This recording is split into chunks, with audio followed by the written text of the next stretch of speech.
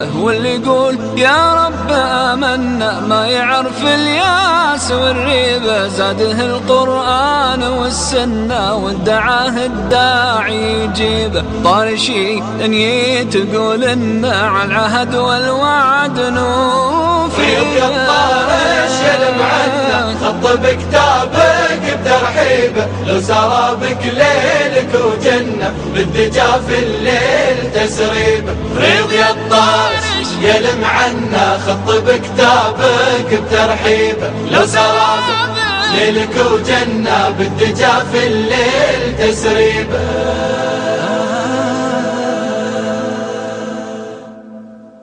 Assalamu alaikum rahmatullahi wa barakatuh. Alamlarda jaratuvchisi barılsın egebis bolğon Allah Taalaga cheksiz maqtalarыбыз bolsun. Alam sыймыгы акыйкат толук жолду көрсөткөн пайгамбарыбызга салам салават дуаларыбыз болsun. Берекелүүлүктүн, сабырдуулуктун айы болгон Рамазан айыбызга кирип келди. Рамазан айында Аллах Таала барыбызга сабырдуулук жана чексиз сооп берүү менен өзүнүн рахматына, мээримине бөлөгөндөрдүн катарында кылсын.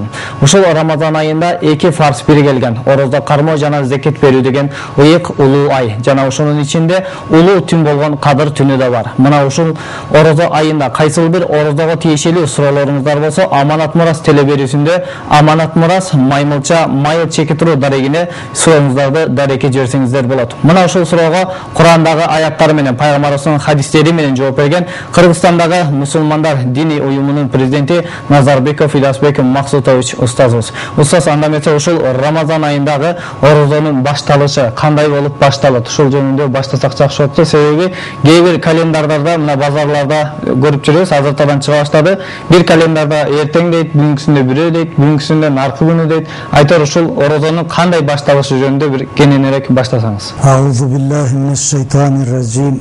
Бисмиллахир-рахманир-рахим. Ассаламу алейкум ва рахматуллахи ва баракатух. Баарыңыздардын Рамазан айыңыздар куттуу болсун. Жана ушу айда туткан орозолоруңуздар, кылган ибадаттарыңыздардын баарын Аллах Таала көп даражада сооптор менен кабыл кылсын. Орозонун, Рамазан айынын орозо тутуунун башталышы бул Аллах Тааланын элчиси Пайгамбар алейхиссалату вассаламдын көрсөтмөсү боюнча болуш керек. Ал киши айткан: "Суму ли руятихи вафтиру ли руятихи". Бул дегени жаңырган айды көрүп туруп Рамазанды баштагыла, жана ушул кийинки жаңырган айды көрүп туруп Рамазанды токтоткула деген. Ай эч бир илим, эч бир мындай инсандардын мүмкүнчүлүгү, кудурети жетпейт. Айдын мына кийинки ай 29-дан жаңырабы, 30-дан жаңырабы азыр эч ким билбейт. Мисалы, эч кандай илим көп жетишкендиктер болсо дагы илимде буга алы инсан кудурети жетпейт. Ай жаңырганда гана көрүп калып, бул ай 29 күн болду, бул ай 30 күн болду деп гана кала беребиз. Алдын ала айды көрүп болжоо кыйын. Ошон үчүн мына календарларда жаңылыштар кетип атат. Бирөөсү эртеңкиге дептир, кийинкиси баягы сиз айткандай бүрсүнкү дегендей.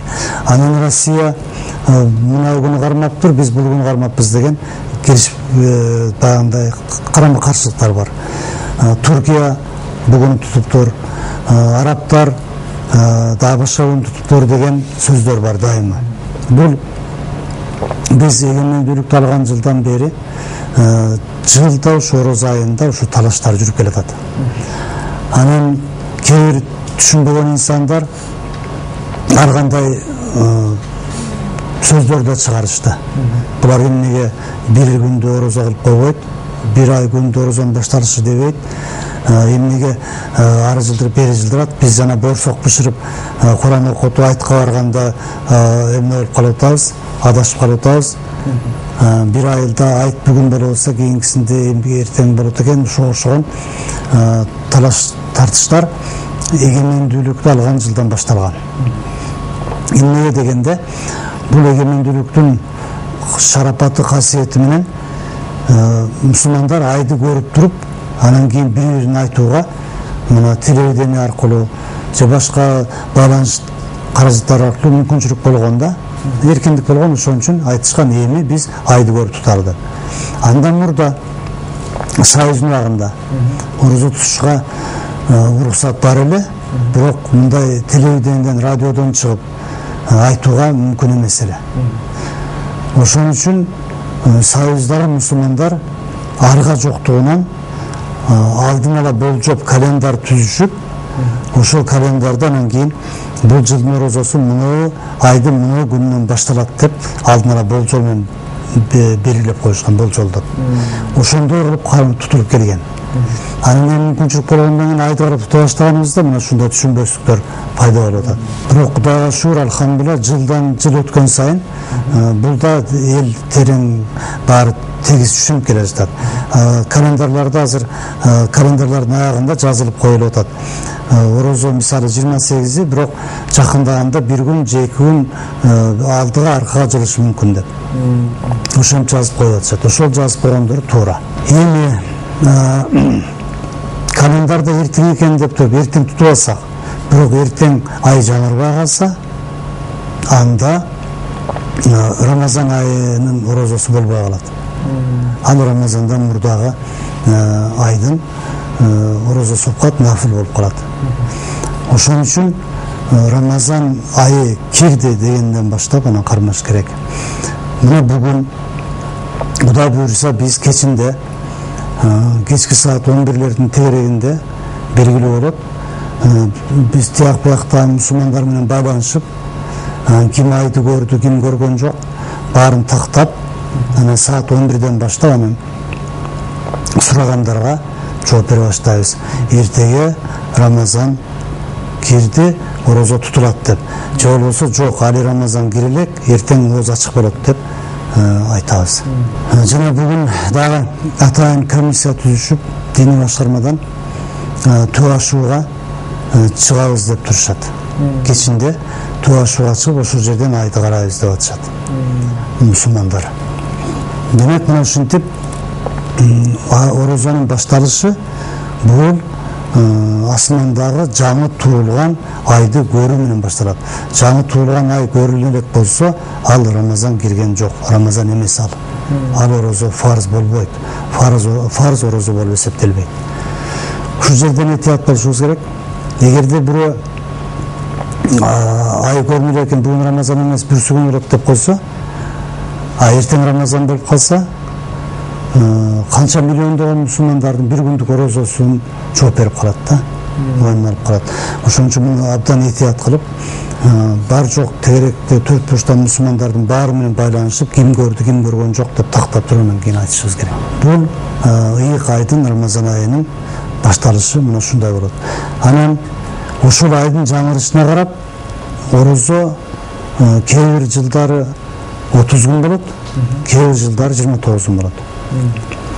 Абдулла ибн Масуд радиаллаху анху, алым, атактуу, белгилүү улуу сахабалардан, ал киши риваят кылган хадисте айтылат. Биз Аллахтын элчиси менен Меккеден Мединага көчүп баргандан кийин 10 жыл Мединеде орозо туттук дейт. Ошо 10 жылдын 8-и 29 күндүк болду, 2 жылы 30 күндөн туттук дейт. Ошон үчүн 30 күн орозо деп дагы бул жөн айтылып калган сөз. Кээ бир жылда 29 күн орозо болот, кээ бир жылда 30 күн болот. Мунун аныкташ башталышы мына ушундай болуш керек. Рахмат устаз, Алла разы болсун. Мына ушул орозонун орозо кармоодо орозонун касиеттери, анын пайдалары мына ушул жөнүндө кенен айтсаңыз. Аллах Таала Курандын Бакара сүрөсүнүн 2-сүрө, катары номер 2-сүрө, Бакара сүрөсүнүн 183 аятында айтат. Аузу биллахи минеш шайтанир ражим. Я айюхаллазина аману кутиба алайкумус сияму кама кутиба алаллазина мин кабликум лааллакум таттакун. О иман келтиргендер, силерден мурдагыларга милдет парз кылынгандай эле силерге дагы орозо кармоону парз милдет кылдык. Силердин таква болушуңар үчүн ушу орозону кармасаңар таква болорсуңар деп Аллах Таала айткан ушул Бакара сүрөсүнүн, Куранын 2-сүрөсүнүн 183-аятынын негизинде бул орозо кармоо бизге парыз кылынган. Мунун негизи ушул. Эми ушул аяттын өзүн карап көрсөк, көп суроолор туулат. Алардын бир жакшынакай жооптору бар албетте. Биринчи, Аллах Таала айтып атат: "Силерден мурдагыларга парыз кылынгандай эле, силерге да парыз кылынды" деген сөзүн карасак, орозодон башка дагы 3 парыз бар. Бул закет берүү, намаз окуу, ажыга барып келүү сыяктуу практикалык парыздар. Ошолордун биринде Аллах Таала мындай сөз менен айткан эмес да. Мисалы, ойман келтиргендер, намаз окуу силерден мурдагыларга парыз кылынгандай, силерге да парыз кылынды деген жок. Закет дагантып айтылган жок. Жолозу силердин мурдагылар ажыга барып келгенде, силерге да ажыга барып келүү парыз кылынды деген жок. Бир гана ушул парыздардын ичинен Аллах Таала орозону өзүнчө бөлүп алып айтат: "Силерден мурдагыларга парыз кылынгандай, силерге да парыз кылынды". Эмне үчүн жалгыз гана орозодо ушул сөздү Аллах Таала пайдаланды? Алымдар тафсирлерди карап, хадистерди карап, анан кийин алымдар жооп табат. Бул мындай деген болуп эсептелет. Орозо бул чындыгында ошол 3 парыздан эң кыйынырагы. Себеби мына азыр быйылкы жылкыдай жайдын азыр ушу үстүбүздө турган күндөр эң узун күн, эң кыска түндөр. Азыр орозо кармаган киши 18 саат ачка болот. 6 саат гана тамак аш жеп турушка болот, укташка. Анан калганы 18 саат орозо үстүндө чынында ач болот, суу ичпейт, тамак жебейт. Кыштын күнүнө бир аз жеңилирээк. Эми мындай жайдын күнүнө келгенде абдан узун күнгө келип, анан кийин жумуш да кылыш керек, тирүүчүлүк, анан орозо да кармаш керек. Ушундай бул кыйын ибадат болгон үчүн Аллах Таала бизди сороткон соротуу иретинде силерден мурдагыларга да парыз кылынгандай деп бизди бир аз соротуп өтөт. Жалгыз эле силер эмес, силерден мурдагылар да кармаган деп. Мисалы, бирөө ооруп атса, өзү жалгыз бир үйдө жалгыз ооруп атса, калгандары ойноп күлүп соо жүгүрүп жүрсө, ал көбүрөөк кызалат болуп кыйналат. Мен ооруп атам, булар жүрөт деп. Эми ошонун өзүнө окшогон оорудан экөө-үчөө болсо бир үйдө, ал өзүн соротот. Бул деле ооруп атпайбы? Мына деле ооруп атпайбы? Анан мен да ооруп калдым да деп. Же болбосо соодада бир киши банкрот болсо, абдан кайгырып кызалат болот. Эгер эки кошуна дүкөндөгү экөө банкрот болсо, анда жеңилирээк болот. Экөө бири-бирин карап, бири-бирин соротуучу болот. Мен бул деле банкрот болбоду, мен деле ошентип калдым да деп. Ал берки айтат: "Мен деле болбодум, эми сен деле сабыр кыл" деп. Ушундай соротуш мааниси болгон үчүн Аллах Таала кыйын ибадат бул. Бирок кайгырбагыла, капа болбогула, силерден мурдагыларга да парыз кылынган. Белди бекем байлагыла дегендей мааниге. Намаз болсо, бул намаз окубаган адам үчүн намаз окуу бул өзү тоодой кыйын иш көрүнөт. Абдан кыйын. Кантип окуп алат экенмин деп. Ал эми намаз окуп алган, көнүп калган адам үчүн намаз окуу эң эле жөнөкөй иштердин бири. Эч эмгек мээнет талап кылынбайт, кыйналбайт. Болгону бети башын жууйт, анан келип эңкейип өйдө туруп, жерге сажда кылып, кайра өйдө туруп, сүрөлөрдү окуйт да салам берет, ошо менен кутулат Кудайдын алдында. Намаз болот. Кайра бул намаздын ден соолукка пайдасы кыймылдап туруу керек экендиги, жанагындай семирип кетпеш үчүн, көп оорулардын алдын алыш үчүн пайдасы бар кайра дагы. Андан кийин ошо намаз окубагандар атайын бир убакытты бөлүп туруп жанагындай физкультурный зарядка кылып атышпайбы? атайын тренировкага деп барып алып туруп ага акча төлөшүп анан кийин барып кыймылдап тренировка кылып атпайбы. А бизде өзүбүздүн тренировка бул намаз күнүгө 5 жолу физический культура жанагы спортко окшогон кыймыл аракет. Бир жак мааниси негизи бул Аллах Тааланын ыраазылыгы үчүн окула турган намаз жана биздин кулчулугубузду көрсөтүп туруучу намаз. Андан кийин өзүбүзгө жана өзгөлөргө Кудайды эстетип, ахирет эстетип туруучу ибадат. Аллах Таала бизге өзүн күнүгө 5 жолу эстетет. Намаз менен эстегин жана ахиретти көрүстөндө эстегин деп. Жумасына 1 жолу чогулуп жамаат менен эстетет. Жума намазына чогултуп туруп, ошол жерден эстетет ахиретти. Жана жылына 2 жолу айт намаздарда площадька борбордук аянттарга адамдар чогултуп келип, ал жерде ахирет эстетет. Жана жылына 1 жолу дүйнөнүн мусулмандары Меккеге жыйып, Аллах Таала ахиретти эстетип турат. Демек бир шаардын эли, бир көчөнүн эли 5 убак үйүндө эстейт. Бир жума ошол көчөдөгү ортолук мечитте чогулуп алышып эстейт ахиретти. Жана шаардын майданына ошол шаардыктар 2 жолу чогулуп ахиретти, өлүмдү, Кудайды эстешет. Намаздын мындай да мааниси бар. Андан кийин закат берүү. Закат берүү деген дагы парз. Бул деле мындайча айтканда орозо тууга караганда оңоюраак. Себеби Кудайдын берген байлыгы. Ал байлыкты өзүбүз жасаган жокпуз.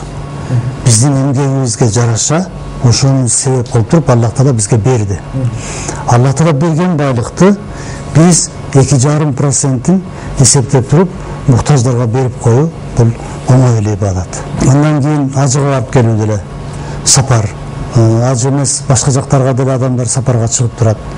Ошон үчүн ал сапар деле мындайча айтканда бул ачка калуудан оңоюраак. Эми орозо бул инсандын эң керектүү нерсеси, эң сүйгөн нерсеси тамактануу, суу ичүү, ичип жөө, ошондон тыйгандык үчүн бул оор ибадат. Ошон үчүн Аллах Таала айтты, силер эле эмессиңер, силердин мурдалар да ушундай туткан деген мааниси ушул деп алымдар болдушат. Аллах алам, кандай негизинде чындыгын Аллах Таала өзү билет. Андан кийинки сөзүндө чоң маани бар. Аллах Таала айтты, демек ошентип силерге орозо парыз кылынды. Ошо орозону кырмагыла. Таква болосуңар. Таква болосуңар. Ушул аяты абдан маанилүү. Эмнеге дегенде тозоктун отунан таквалар гана кутула алат. Бейиштеги жыргал, түбөлүк жыргал жашоого таквалар гана кире алат. Таква деп араб тилинен алынган сөз. Бул таква кыргызча мындай элде мындай түшүнүп калган кыргыздарда. Таква адам кандай адам десе, тамактылык алып ичкен адамды таква деп коет. Бул халалбы, бул харамбы, муну кайда сойдуңар, бул эт кайдан келди деп ошону тактап ичкен адамды бул таква деп коет. Бул бир эле ошонун тегерегинде да түшүнүк кыргызча. А бул диний түшүнүгү шариятыбыздагы, исламда диний түшүнүгү абдан кенен түшүнүк берет бул сөз. Абдан чоң мааниге. Арабчадан которуп алганда бул сөз мындай деген түшүндүрөт. Коркуу, така, коркуу деген сөздөн алынат. Эмнеден, кимден коркуу? Аллах Тааладан коркуу. Бул сөздү эми мынтип айтканда мындай ой болбош керек инсанда. Бул Аллах Таала бир абдан коркунучтуу затпы. Ал бизди коркутуп турабы? Андан коркуш керекпи? Мисалы, токойдо жырткыч жаныбарлардан корккондой коркуш керекпи? Эми ушун Аллахтан коркуш керек деген суроолор туудурат бул сөз. Бул сөз ушундай түшүндүрүлөт. Аллах Тааладан, Аллах Таала жырткыч эмес, Аллах Таала каардуу эмес, Аллах Таала чексиз мээримдүү, ырайымдуу. Аллах Тааладан кожоюн катары коркуу. Ал биздин кожоюн, биз анын кулубуз. Кул кожоюндан корккондой коркуу. Кожоюн мээримдүү болсо деле коркуш керек. Ошон менен бирге эле ошол кожоюн Аллах Таала жараткан тозоктон коркуу, тозоктун азабынан коркуу. көрүстөндүн, кабырдын азабынан коркуу. Жана бул дүйнөдөгү Аллах Таала жазалап кое турган жазалардан коркуу. Баары ушуга чогулуп келет, ошондон коркуу. Эми орозону ким жакшы ыклас менен так сапаттуу кармаса, мында ошондо Аллах Тааладан коркуу, тозок мутунан коркуу сезимдер пайда болот. Андан кийин ал жакшынакай адам болот, жаман жолдорго барбайт.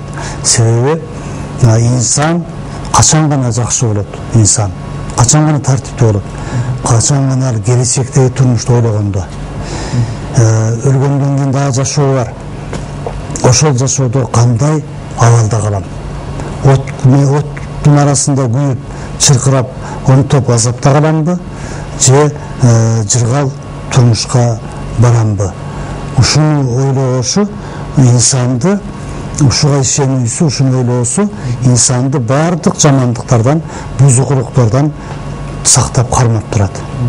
Эртеңки күнгө ишенбесе, эртеңки жашоого, акыреттеги жашоого, анда ошондон коркунуч ойторго ойлонуу болбосо, инсан жаныбардан бетер жаман болуп бузулат. Мисалы, мусулман эмес, же болбосо такыр дин кармабаган адамдарды карап көрөлү. Алар абдан эле бузулуп кетишкен. Азыр инсандардын, мусулман эмес инсандардын кылып аткан иштерин көрсөң, уксаң үрөй учат. Киши өлтүргөн абдан көп, согушуп атышат ар кай жерде. Сойкулук кылып аткандар, уурулук кылып аткандар, жана баңгилер, баңги заттарды пайдалануучулар иши кылып, аябай көп түрүкмүш айбанда кылбаган нерселер көбөйүп кеткен. Эркек менен эркектин нике кылып үй бүлө болушу, бири эрди катын болушу, аял менен аялдын нике кылып бир үй бүлө курушу. Мына Европа менен батыш өлкөлөрүнүн жетөө, жакында жетөө эле азыр оң болуп калды. Ошол жерлерде, мисалы Франция менен Америкада, жана башка өлкөлөрдө эки эркек бир үй бүлө куруп жашай алышат. Буларды бачабаздар дейт. Мына ушундай түрүкмүш күнөөлөргө кирип кетишти. Эмнеден? Эртеңки жашоого ишенбейт, акыреттин жашоосуна. Эртеңин тозок менен бейиш бар экен дегенин ойлонбойт. Бүгүнкү күн менен жашайт. Бүгүн жакшы жашасам болду, бүгүн мага ушу жагат дейт. Ошо менен ошону кылып кете берет. Ошон үчүн ушул аятта Аллах Таала ошондой болбошуңар үчүн силерде такыбалык керек. Силер Кудайдан коркуп турушуңар керек. Ал эми Кудайдан коркууну ошо Рамазанда орозо тутуу менен өзүңөрдө пайда кыласыңар деп атат. Андан кийин дагы бир мааниси, инсан демек корккондон өзүн жамандыктарды кылуудан токтолот.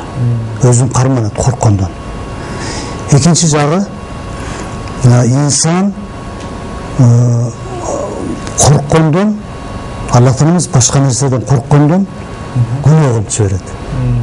Мисалы, Аллахтан корккон инсан өзүн өзү тарбиялап, оңдоп, түздөп, жамандыкка барбайт, жакшы адам болуп калат. Ал эми Аллах Тааладан башка нерселерден корккон инсан ал бардык күнөөгө бара берет. Мисалы, бир кылмышты кылып коюп инсан, ошону бирөө көрүп калган болсо, ошол эми күбө болуп калат, айтып коет дегенден коркуп аны да өлтүрүп коет. Корккондон өлтүрдү аны. Же болбосо бирөөнү тоноп алса, бул эми мени көрүп калды, айтып коет дейт, дагы өлтүрүп коет. 100 сом үчүнбү, 200 сом үчүнбү өлтүрөт. Андан кийин ач каламын деген корккондон, кембагал болуп калам, ачка калам деп корккондон дүйнө жыйнай баштайт. Аябай көп жыйнайт, эч кимге бербейт, бөлүшпөйт, зекет да кылбайт, бербейт, мутаждарга да жардам бербейт, өзүнө жыйнай берет. Бул да корккондон. Үйсүз калбайын, балдарым үйсүз калбасын, неберелерим көчөдө калбасын дегенден там салып үй салып жүрө берет. Андай көп акчаны албетте арам аралашпаса, анда көп акчаны чогулта албайт инсан. Арам аралашат, адалы болот, арам болот, иш кылып, кийин жооп берет Кудайдын алдында. Ошондой эле башка күнөөлөрдү дагы инсан Аллахтан эмес башкалардан корккондон жасап жиберет. Мындайча айтканда, жылан корккондо чагып алгандай. Ошон үчүн Аллах Таала айтат: башкалардан коркпогула, менден корккула дейт. Менден корксоңор жакшы инсан болосуңар. Ал эми менден эмес башка нерседен, бири-бириңерден, же болбосо ачарчылыктан, башка көп нерселерден корко берсеңер менден башка, анда ошондон корккондон күнөөгө түшөсүңөр дейт. Ошон үчүн биз бир жалгыз Аллах Тааладан коркуп, андан жырткыч сыяктуу эмес, кожоюн сыпатында коркуп, анын жазалап коюу адилеттүүлүгү бар. Ошонусунан коркуп, жана жазасы катуу, тозокту жараткан, ошондон коркуп жашашыбыз керек. Ошондо биздин өзүбүзгө дагы, өзгөлөргө да пайдалуу болобуз. Биздин жашообуз туура болот. Мына ошону Аллах Таала бул жерде айтып атат. Силерге эң керектүү болгон сыпатты, силердин бактылуу болушуңар үчүн эң керектүү болгон сыпатты орозун аласыңар деп. Жана бул такыбалдын жанында эми сабыр да бар. Сабырдуу адам коркпойт. Сабырсыз адам коркок болот. Жана сабыр дагы бул инсанды эки дүйнөгө бактылуу кыла турган сыпаттардан. Сабыры жок адам эч бир жакшылыкка жетпейт. Сабырдуу адам көп жакшылыктарга жетет. Ошон үчүн да элибизде калган накыл сөз бар. Сабырдын түбү сары алтын деген. Студент сабыр кылып диплом алып кетет. Анан бир жыл окугандан кийин сабырсыздык кылып барып, мага диплом бере бергиле, мен кетейин, мен чыдабайм, мынча жүрө албайт экенмин десе, сен чыдай албай турасың, мен деп диплом бербейт да. Айтат, 5 жыл сабыр кылышың керек. Анан кийин беребиз дейт. Ошондо студент өзүнүн өмүрүндөгү эң күлгүн курагын ошол окууга арнап, эң сонун мезгилин окууга арнап, эртең кече китепти карап отуруп, түндөр уйкудан калып отуруп, анан кийин ач калып, ток калып, анан ошончо сабырдын аркасынан кийин бир шапалакта кагаз алат. Мына бул сабырдын аркасынан келет. Дыйкан эгинди эгип коюп туруп, сабыр кылып карап турат. Картошка 1 килограмм картошканы жерге көмөт дагы, сабыр кылат, күздө 100 килограмм картошка алат.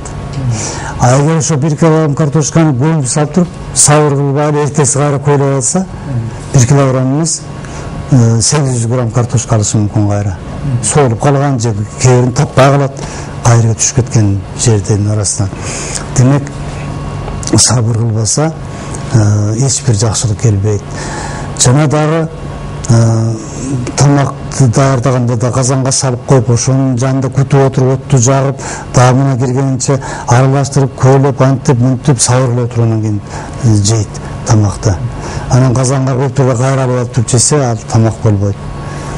Мына ошон үчүн орозо дагы бир касиети орозонун.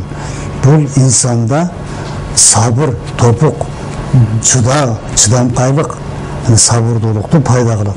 Ошон үчүн бул улуу ибадат.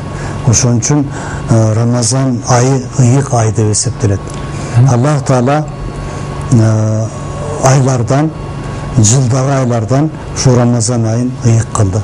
Мына азыр урматтуу телегөрүүчүлөр, сиздерге суроолорго жакшы Рамазан айында Рамазан айынын касиеттери, пайдалуулу тууралуу айтып берип аткан бизде Кыргызстандагы диний уюмунун президенти Назарбеков Ильясбек Максутович устазыбыз болуп турат. Мына ушул устазга кайсыл бир суроолоруңуздар болсо, Аманат Мурас, Маймылча, Майыл Чеке туру дарагына жиберсеңиздер болот. Азыр бир пайдалуу видео көрөбүз, андан кийин сау болсо видеобузду улантабыз. Почему мусульмане постятся в месяц Рамазан? Большинство людей по-разному пытаются держать пост. Одни пьют только сок в течение дня, другие едят лишь фрукты, третьи отказываются от сладкого или не принимают спиртное. Но понимание поста мусульман в месяц Рамазан некоторым кажется странным.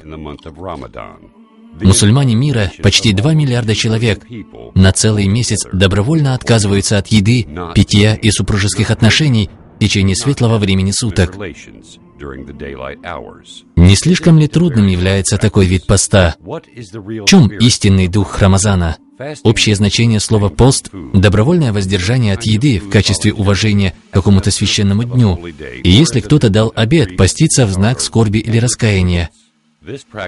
Пост практикуется во многих основных мировых религиях как возможность искупить грехи, тогда как в исламе посредством поста мусульмане надеются приблизиться ко Всевышнему Аллаху. А поскольку приближение к Аллаху и есть смысл жизни мусульманина, пост занимает важное место в исламе. Абу Умама передает: «Я пришел к посланнику Аллаха, саллаллаху алейхи вассалям, и сказал: прикажи мне выполнять действие, которое позволит мне войти в рай». Он ответил: держи пост, так как нет ничего подобного посту. Затем я вновь пришел к нему, и он сказал: держи пост. Пост дает тебе ощущение голода, от которого страдают другие люди.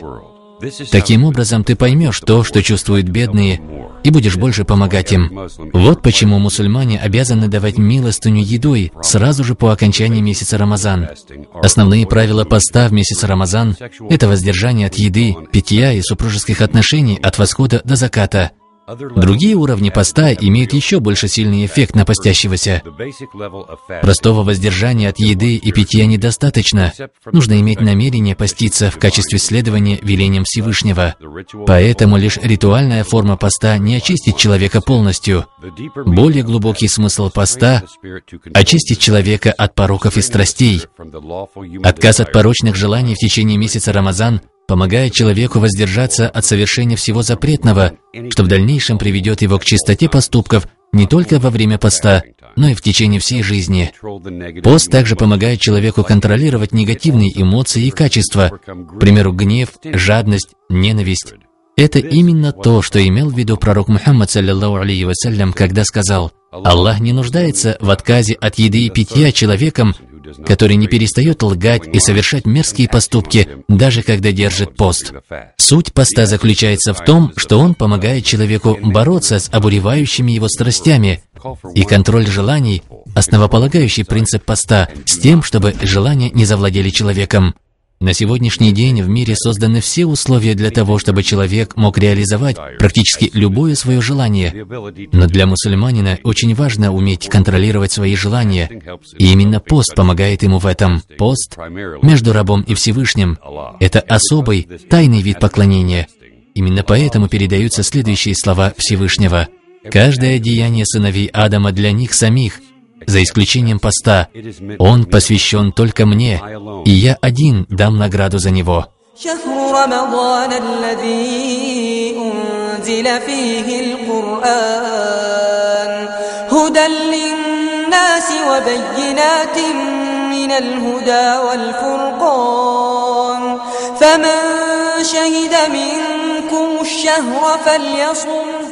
واللي يقول يا رب آمنا ما يعرف الياس والريبة، زاده القرآن والسنة وادعاه الداعي يجيبه. طارشي دنيا تقول إن على العهد والوعد نوفي. الطارش يلم عنا خط بكتابك بترحيبه، لو سرى بك ليلك وجنة بالدجا في الليل تسريبه. ريض يا الطارش يلم عنا خط بكتابك بترحيبه، لو سرى بك ليلك وجنة بالدجا في الليل تسريبه.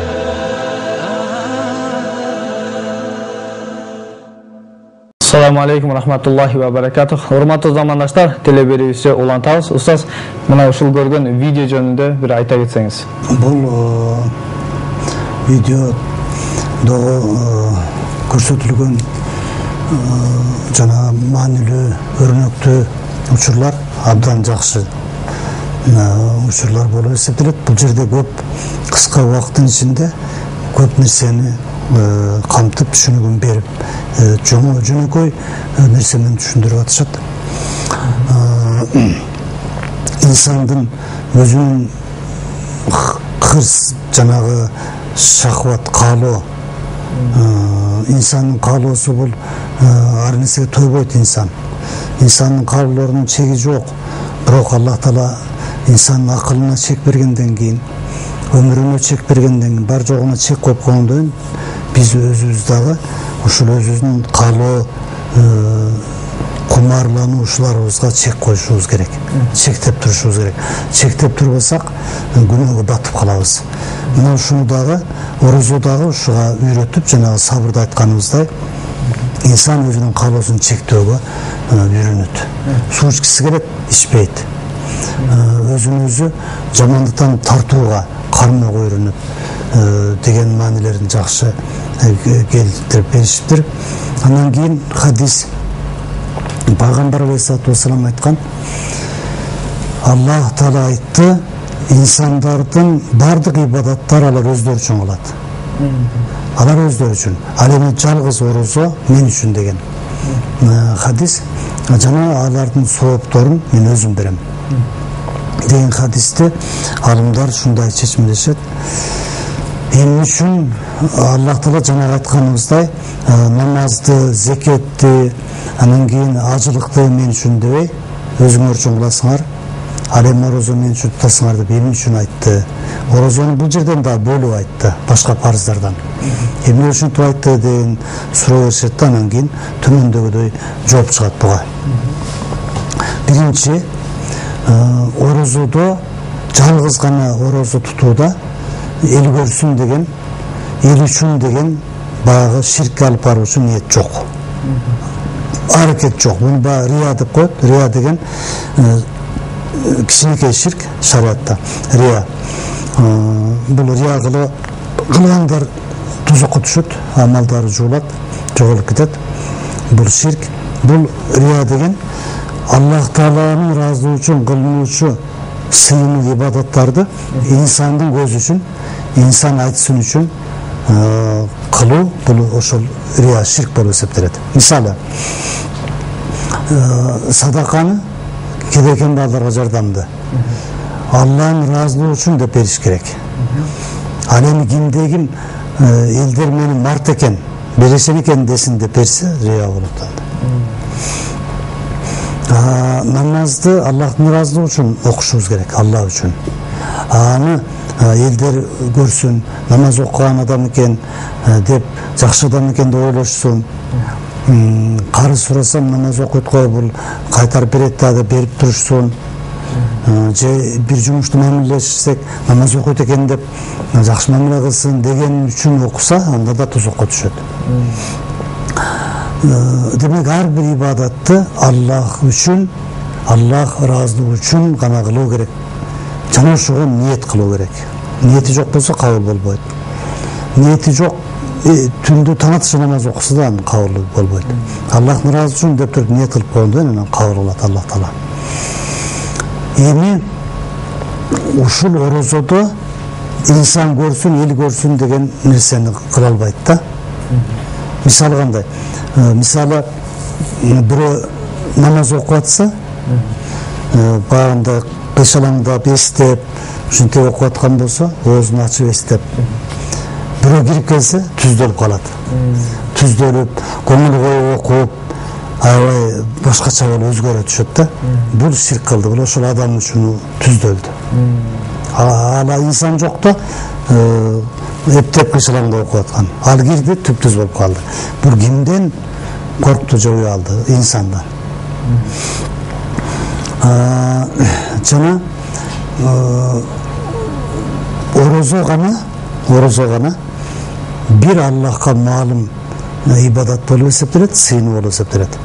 Калган сыйынуулар инсандарга да маалым болот. Мисалы, намаз окуганыңы көп инсан көрөт, билет. Ажыга барып келгениңи андан бетер миллиондогон инсан көрөт. Зекет бергениңи көрөт, баары. Жок дегенде ушу зекет алган киши көрөт.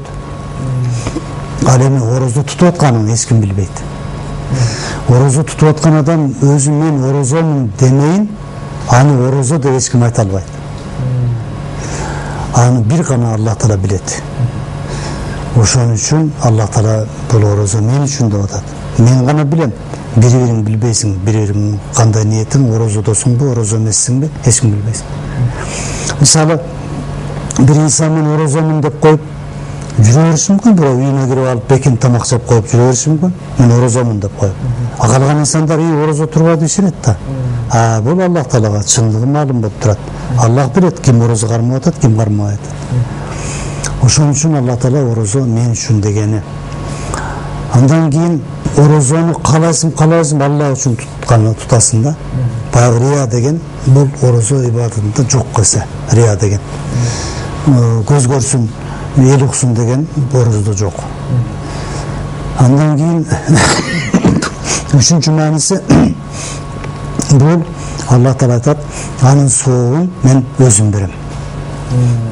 Дегени башка ибадаттардын соопторуна Алла Таала периштелерге айтса, жазгыла мына кишинин соогун, жана буга соогун алып келип бергиле, таразага койгула деген сөздөр менен айтса, намаздын, закеттин, ажынын соопторун.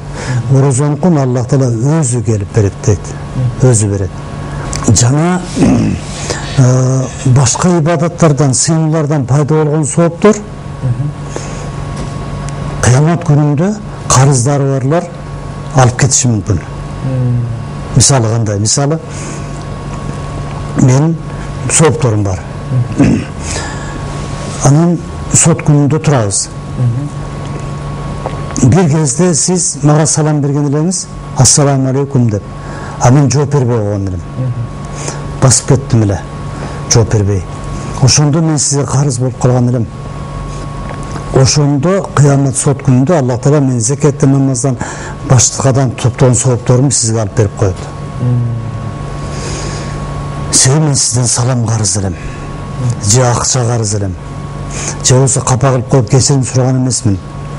Же сиз конокко чакырганда келбей койгом.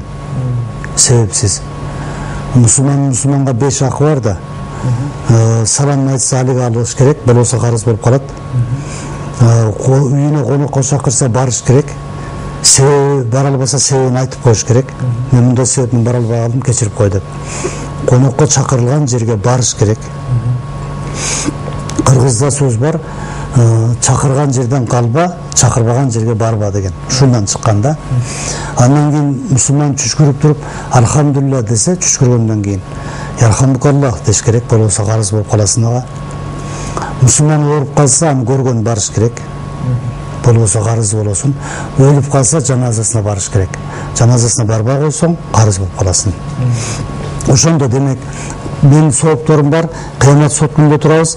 Мен салам бергендерге алып албай койгон, конокко мени чакырса барбай койгондорум, мен ооруп атканда көрбөй койгондорум, түшкүрсө дуа кылбай койгондорум, жана жаназасына мен барбай койгондор мен соом алат. Же акча карыз алып туруп бербей койгондор менден ошондо сооп иретинде алат. Эгерде мен соом жок болсо, мен ошо карыз болгон инсандардын күнөөлөрүн мага жагат Алла Таала. Алардын күнөөлөрүн мага берет да, ушул күнөөнү сен тозокто тартасың, тозокто жатып дейт. Эми инсан ошентип отуруп бул дүйнөдөгү карыздарына төлөп отуруп соопторун жоготуп алышы мүмкүн. Канча сооп топтосо, көп карыздар болгонуна байланыштуу акыретте ушу соопторун жоготуп алышы мүмкүн. Ал эми орозодон пайда болгон, орозо туткандан жазылган сооптор бул эч кимге берилбей турган сооп болуп эсептелет. Бирөөдөн салам карыз болобу, кандай карыз болобу, башка соопторун берип, башканын күнөөсүн өзүнө алат, бирок орозонун сообу тура берет. Орозонун сообу өзгөрбөйт. Бирөөнүн бирөөнө берилбейт. Ошондо мен соопторумду көбүн алдырып жиберип туруп калсам, Алла орозодон болгон соопту алып келет да, ошо менен жаннатка кирип кетишим мүмкүн. Же болбосо мен башкалардан болгон, башка ибадаттардан болгон соопторду алдырып жиберип карыздарга, анын үстүнө башка мен карыз болгон кишилердин күнөөсүн төбүнө үйүп алып, ошентип кыйналып турганда да Алла Таала орозонун соопторун алып келсе, ал мага ошондо жардам берет. Рахмат устаз, мына бул жерде бир тарихке келген бир суроого айла кетсек, устаздын сиздин өмүр баяныңыз жөнүндө сураган экен. Ошого жооп кылып кетсеңиз. Суроо болгондон кийин жооп бериш керек. Негизинде ушул орозо тууралуу көбүрөөк айтышыбыз максатка ылайык эле. Кудай буйрса кийинки берүүлөрдө да орозого токтолобуз. Эми бул суроого жооп берүү милдет болуп калгандан кийин биз өзүбүз элдерге айтканыбыздан кийин жооп беребиз деп эми жооп берели. Биздин өмүр баян, менин фамилиям Назарбеков Ильясбек Максутович. 1961 жылы Алай районунун Тумата айылында туылған. Дини қызматкер, Кыргызстандын ошо кезде казысынын үй бүлөсүндө. Атабыз Рамалык Максут казы 30 жыл Кыргызстандын казысы, муфтий болуп 30 жыл эмгектенген. Ошо кишинин үй бүлөсүндө турганбыз, дини кызматкердин үй бүлөсүндө. Анан кичинекейибизден мен мектепте 3-класста окугандан баштап атабыз Рамалык мени үйдө окута баштаган. Ал убакта Союздун убагында тыюу салынган эле. Ошон үчүн эшикке бирөөнү каратып коюп, же болбосо китеп дептерлерди мында даяр коюп, ушунда эле окутуп туратыр да, бирөө кирсе дептерди кое коюп жаап, же бирөө келип атса эчтеке айтып коет эле, бирөө келди деп анан отуруп калат элек, ушунда эле окуткан. Антпесе Союздун убагында бирөөнү бирөө окутуу тыюу салынган да. Жада калса ата да балага динди үйрөтө алган эмес да.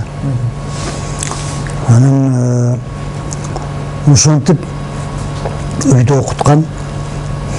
Анан кийин өзүнүн баягы китептери баарын эмнелерин мага калтырган, мурас кылып, ушу дин илимин ал, мен жолумду жолдогум деп. 12 бир тууганбыз. 6 эркек, 6 кыз. Ошондон мен 10-чумун. Ушу мени Аллах Тааланын мээрими менен, эрки менен ушу атам Рамалык окутуп ушу жолдо кармап калган экен.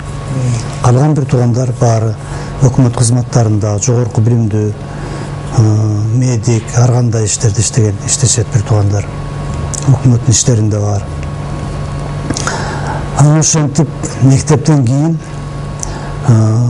78-жылы орто мектепти бүтүп, 88-жылга чейин 10 жыл Ташкентке документимди көтөрүп алып каттадым. Барып окууга кабыл алгыла медресеге деп, Союздун убагында. 10-класста окуп атканда атам өтүп кеткен эле. Ал ошол мени дини окууну, өзүнүн жолун жолдоону мурас кылган, керез кылган да. Ошон үчүн 10 жыл документ көтөрүп Ташкентке барам. Мени Бухарада медресеге кабыл алып коюңуздар деп. Атабыз ошол Ташкентте дини башкармада иштегенине карабай 30 жыл.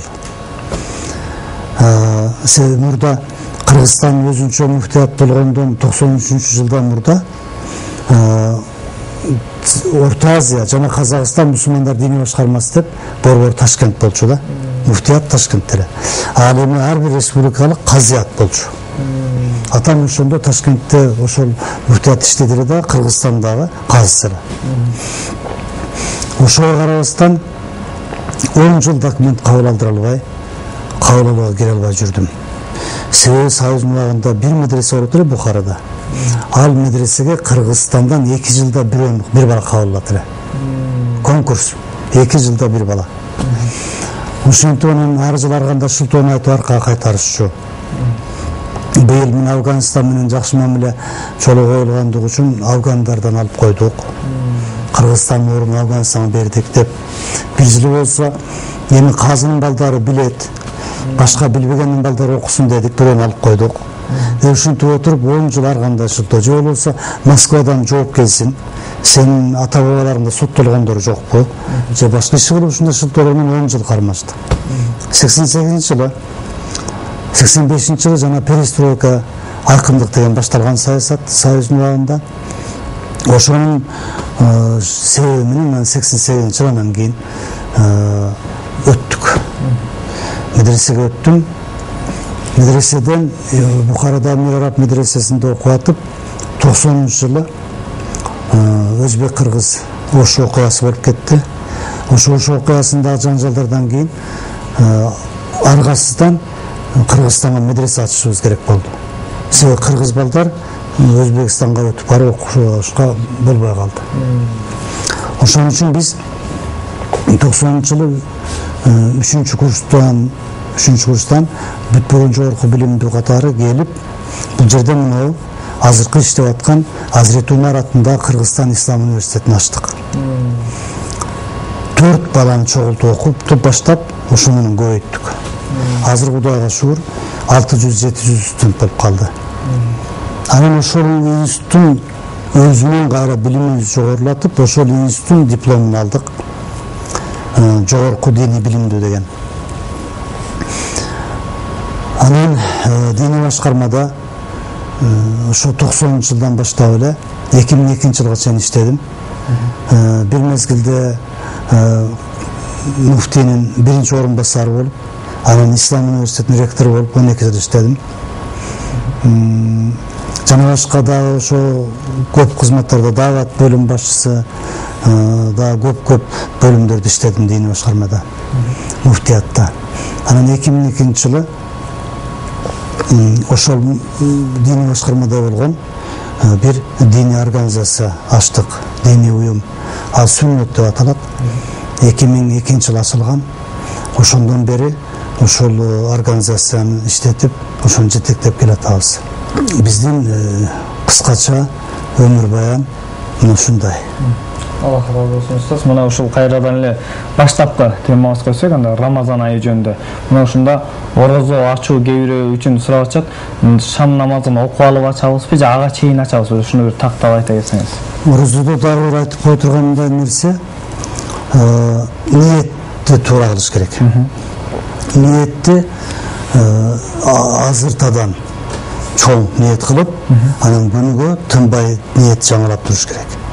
Саарлыкта турганда, тамак ичип атканда да ниетти бекем болуш керек. Алла ыраазылыгы үчүн деп. Себеби Пайгамбар алейхиссалам айткан: кимде-ким чын ыклас менен Алланын ыраазылыгы үчүн деп сапаттуу орозо кармаса, анын өткөндөгү бардык күнөөлөр кечирилет деген. Ошон үчүн ниетине көп көңүл бөлүшүбүз керек. Бардык нерсе ниет менен болот. Пайгамбар алейхиссалам бардык амалдар ниет менен өлчөнөт деген. Ата бабаларыбыз болсо ниетиңди оңдо деп насаат баштайт дегенде.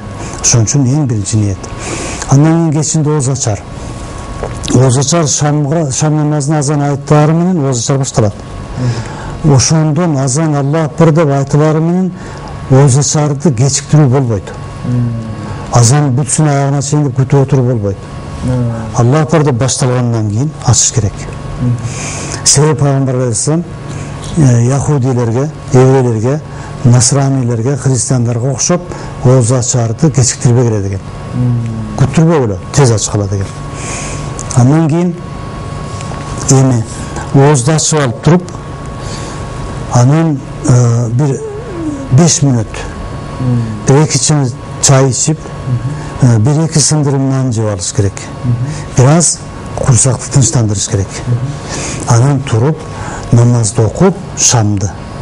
Андан кийин кайра отуруп, анан тамактанууну улантыш керек. Антпесе Пайгамбар алейхиссалам айткан, Айша энебизден берген хадисте Пайгамбар алейхиссалам айткан, курсагач адамдын тамак дасурканга келип калгандагы намаз эмес деген.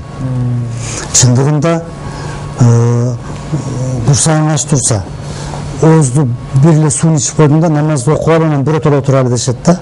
Анан намазды окуп алып отуралы деп оозду сууну ичип коюп туруп эле ашказанды дүйрүктүрүп коюп, анан кийин дасуркондун боюнда намаз окуп атсаң, оюңун пикириңин баары дасурканга кетет да. Кандай тамак болду экен, эти эмненики экен, тузу кандай болду экен, же болбосо азыр дагы эле мандаринден баштайм, же болбосо азыр 2 литр суу ичем деп атып, намаз болбой калат. Көңүлүң дасуркондо. Жана атанын көңүлү балада, баланын көңүлү талада дегендей, өзүң жай намазда, бирок көңүлүң дасуркондо болуп калат. Ошон үчүн 5 мүнөт шам намазынын убактысы куптанга чейин 1,5 саат бар шам намазынын убактысы. 1,5 саат ичи шам намазы кетпейт, турат. 1,5 саат ичинде окуп алса болот. Ошонун башында 5 мүнөттү 2 чыны чай, 2 сындырым нанга ичип жеп алса, намазын алаксыбай окуйт. Андан кийин отурат да тамактанып уланта берет. Аллах разы болсун. Мына ушул ооз ачууда дагы ислам тарыхындагы пайгамбардын сүннөтүндө кайсыл тамактар менен ооз ачкан? Пайгамбар алейхиссалам эң биринчи Оз ачкан тамагы жана бизге айткан, насатылып айтканы бул курма. Финик курма делет. Ошону менен оз ачыш керек. Ал болбосо суу менен ачкыла деген. Курма жаныбары жок болсо суу менен ачкыла. Анан курмада сууда жок болсо бир таттуу нерсе менен ачкыла деген. Ошол тамак кандай тамак жей берсе да оз ачылат. Кайсыл тамак болсун оз ача бериш керек да. Анан кээ бири мындай дейт. Жумуштан келет. Жумуштан келет дагы саат 9-га 15 мүнөткөн оз ачылат да. Ал 9-дан 15 өткөндө келет. Жумуштан. Жарым саат кеч калып оз ачардан. Келет да тез суу берле өзүм ачып алайын дейт. Бунус туура эмес. Ал ошол жолдо маршруткада жумуштан келе жатканда эле оз ачылып калган. Бул оз ачуу тамакты оозго салуу менен ачылбайт. Оз ачуу убакыттын кириши менен ачылат. Ошон үчүн маршрутка келе аткандар оз ачылып калды. Ал үйдө келип отуруп эле түзүлүп тамактан жеп баштай берсе боло берет. Өзүм ачып алайын деген болбойт, оз ачылып калган. Мында ушуну түшүнүш керек. Анан дагы көп бөлүнчү суроолор эртең мененки саарлык тамак. Саарлык тамакты ар кимдин өзүнүн эркинде. Кааласа ичет, каалабаса ичпейт. Бирок пайгамбар алейхиссалату вассалам ичкиле деп кеңеш берген, саарлыкта береке бар деген. Эми кээ бири айтат, мен уктап калыпмын дейт. Оңсон таң агарып калган экен, бир стакан суу ичип оозумду жаап жатып алдым дейт. Бул деген бүркүлүү нерсе да. Бул ооз бекитер убакыт өтүп кетиптир. Аны ооз бекилип калган уктап атканда эле убакыт өтүш менен туруп алып кайра оозун ачып алып атат дагы. Ошо менен бекиттим деп атат. Уктап калган адам эгер уктап калса, саарлык ичпей калды, оозу күн көтөрүлүп калыптыр. Оозун тута бериш керек. Саарлык ичпесе оозу жарабайт деген сөз жок. Саарлык ичпей эле оозу тута берсе болот. Уктап калдыбы, тута берсин, эч нерсе жебей эле. Убактысы келиши менен бекиткен да. Устаз, мына эмки сабактарда да иншалла ушул Рамазан айыбыз киргенден баштап, Рамазан айы чыгып кеткенге чейин орозодогу маселелер боюнча сүйлөшөбүз иншалла. Эмки берилсе да. Мына азыр убактыбыз келип калды, бир кыскача айта кетсеңиз. Эми жалпы эл журтка мен кааларым жана Аллах Тааладан сурап тилерим, ушул ыйык Рамазан айында Аллах Таала эл журтубузга көп берекелер берсин. Тынчтык берсин, имандарыбыз күчөсүн, такыбалыбыз күчөсүн, жана береке, рызкыны мол берип, өзүнүн хидаятын алып, өзүнүн мээримин төгүп, көп мусулмандарды күнөөлөрүнөн кечирип, тозоктон куткарып, бейишке жолдосун.